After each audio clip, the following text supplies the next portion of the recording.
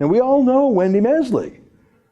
She's a pleasant enough newsreader. She married the CBC's Peter Mansbridge for a bit. They have since divorced. She's bounced around the company, getting increasingly obscure posts there, but she always manages to be kept on. It's a great gig. I have nothing bad to say about her because I can't really remember anything remarkable she's ever said or done in her career. She's been more of a news reader than an actual reporter. She pretty much reads lines written for her by others, but she always did it so pleasantly. I think Canadians like her, but they can't really name anything she's done. But she's got this new show now called The Weekly, and there really is no other way to say it. It is all about left-wing conspiracy theories. Sorry, it just is. Here's a clip. Now watch out, there's some profanity in it. Take a look. I've stumbled onto a major company conspiracy, Mac. How about that for stress? What the hell are you talking about? This company is being bled like a stuffed pig, Mac, and I got a paper trail to prove it. Check this out. Take a look at this.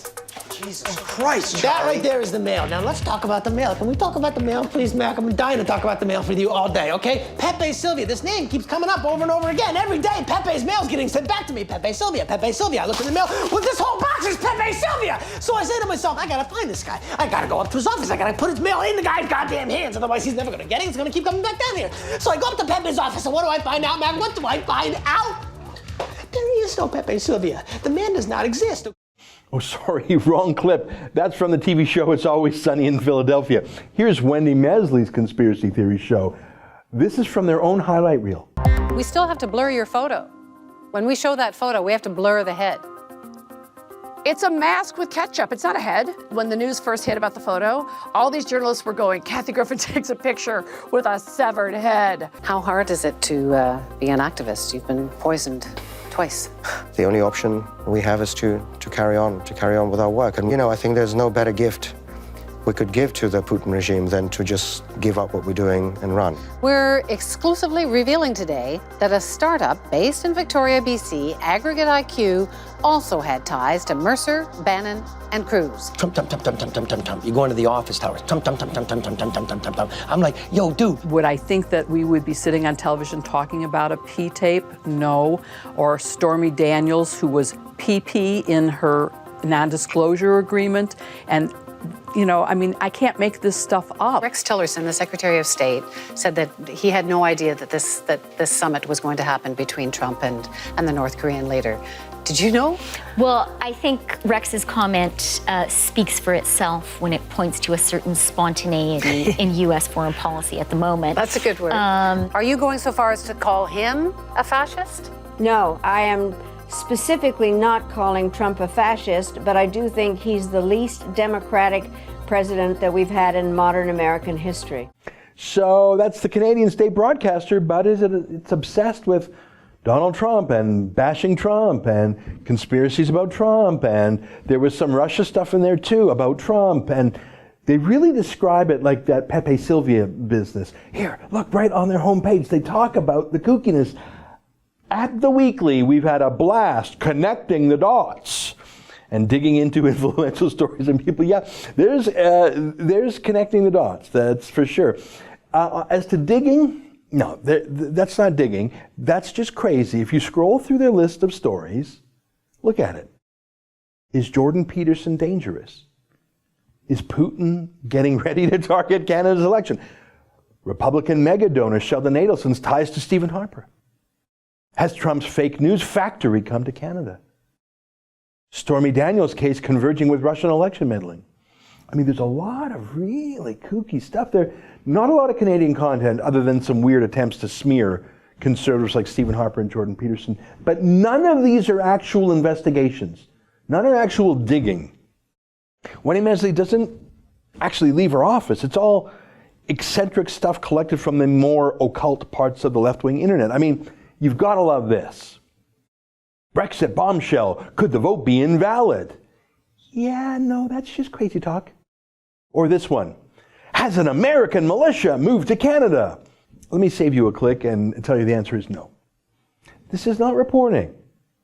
This is stuff that when you see it on your friend's Facebook page written in all capital letters, you sort of roll your eyes and say, that guy needs to get out of the house more and turn off the computer.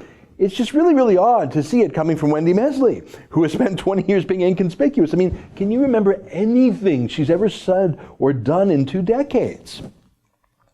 And now she's dredging up stuff too insane even for left-wing blogs. And it's almost all focused on Donald Trump and Russia. What's going on here? Now, I'm going to bring this back to Maxime Bernier in a moment, I promise. But it was this bizarre interview that Wendy Meze did with Bernier on the weekend that got me wondering, what happened to her? Well, look, she doesn't write her own stuff. I'm not exactly sure what she does to earn her hefty salary. She works half an hour a week. She does 22 minutes of TV a week. I mean, I do that twice as much every day, and I do all my own research and writing. I have some occasional help from a part-time researcher who does access to information requests, but that's about it. And in addition to that, I run a small startup company, but I still write my own stuff. Wendy Meze has a staff of 8 to do a 22-minute show once a week. So who are these people? Well, they're led by this wacko named Zeb Shalev. His official biography that he wrote on his own Twitter page is executive producer, CBC's The Weekly, 3-time Emmy nominee, producer, entrepreneur, consultant, Trump-Russia blogger. Retweets are not endorsements, opinions are my own. So he's the boss of Wendy Meze. He's the executive producer of the show. And he's a Trump-Russia conspiracy theorist. And if you can see on his Twitter bio, he links to his own website called narrative.org, spelt in that way. And if you click on that link, well, before you do, put on your seatbelt because you are about to take a crazy roller coaster to crazy town and get off on the floor marked crazy, and then it just gets a little bit crazy. I mean, look at this stuff. Look at this. The fall of Pompeo. The CIA director is under watch by staffers who fear he is handing over classified secrets to the White House for political reasons, but that's not the only thing for which Mike Pompeo needs to answer. I'm sorry, that's crazy. The CIA is an agency that reports to the president. He has the power to declassify anything, everything in the CIA, everything in America. He's the president. He's the head of the executive branch. He could theoretically make himself CIA director. And no, Mike Pompeo didn't fall. He was promoted to Secretary of State. This is really nutty stuff. This is written by Wendy Meze's executive producer, her ventriloquist. Look at this one. I'm just going to pick a few here. Dark shadows. Exposed. Vice President Mike Pence was installed by a Russian operative and has deep ties to dark money. I said, this is supermarket tabloid stuff now. This is Elvis Presley is alive and living with aliens on Mars stuff. No, Mike Pence was not installed by a Russian operative. He was actually the governor of Indiana. Pretty boring state, sorry, Indiana, until Trump appointed him vice president. If you Google Mike Pence, you can find out everything about him. I think he's actually the most boring man in America, which is probably the reason why Donald Trump chose him to be vice president. He's the guy who never goes out for dinner without his wife. That guy. Yeah, he wasn't installed by a Russian operative. Okay, just 2 more. Give me just some. I just want to show you how insane the Canadian state broadcaster is. Who's running the show over there at the CBC, and who writes the words that poor Wendy Meze says. And no one in the CBC cares enough about her to stop this. Crimes of war. President Trump needs to answer questions about the Trump organization's ties to terrorist organizations and his support for their state funders. Really? Really, people?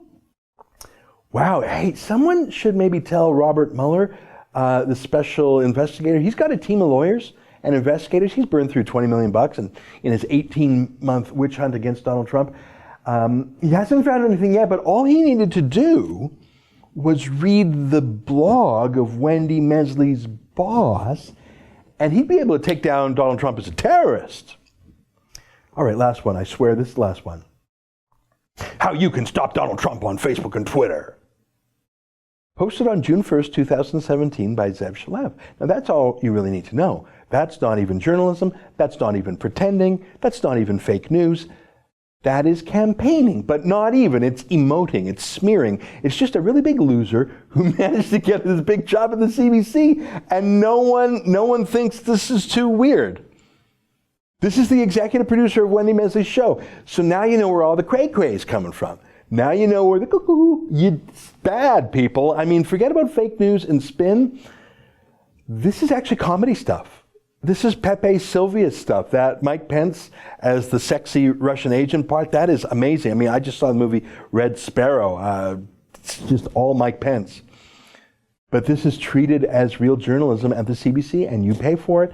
And now it's being weaponized against conservatives, but also weirdly against us here, The Rebel. I don't think I've said a word to Wendy Meze in 10 years. I think maybe she interviewed me once a decade ago. I can't even remember.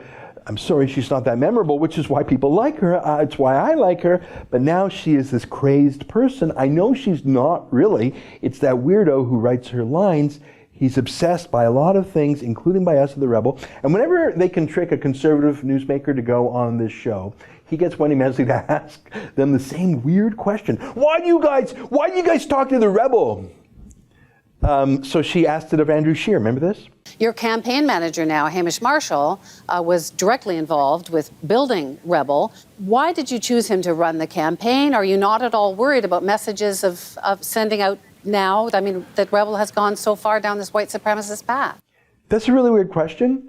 That I can assure you is not in the top 10 list of questions that 99.99999% of Canadians want to know about the leader of the Conservative Party. It's just Wendy Meze and her kooky boss. It was also weird of Andrew Scheer to kowtow to that, that's for sure. Then she tried it out on Jordan Peterson, the most successful Canadian author in a decade, really. Most successful public intellectual in the Anglosphere right now. But she made asking about The Rebel an entire third of her interview with him. Remember this? Speaking out against the federal bill, C-16, and gender pronouns and so on, the federal government cut your funding for research. Rebel Media came in and did a crowdfunding project for you, raised about $200,000. After Charlottesville and the riots, the protests there, many people cut ties with Rebel Media, including the Conservative leader Andrew Scheer, saying that it could be seen as giving hate groups a platform. You still go on there, so I'm wondering, why do you go on Rebel Media after Charlottesville? Anyways, on this Sunday, she had Maxime Bernier on her show, and she asked Bernier, before trying to link him to some kooky conspiracy to the U.S. Koch brothers, she asked about us. Rebel Media, for example, does seem to be fond of you. It's been accused, of course, of being supportive of white supremacist views. Ezra Levant, they have 1 million subscribers on YouTube, 150,000 followers on Facebook. Do you want his support? Do you want his audience? Yeah, Wendy, I'm Jewish. We have people here of a variety of races and backgrounds, new Canadians.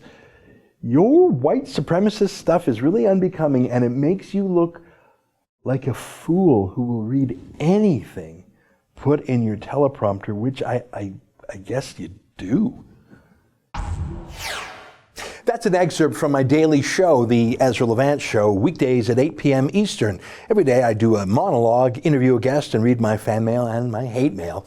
To subscribe, go to therebel.media/shows.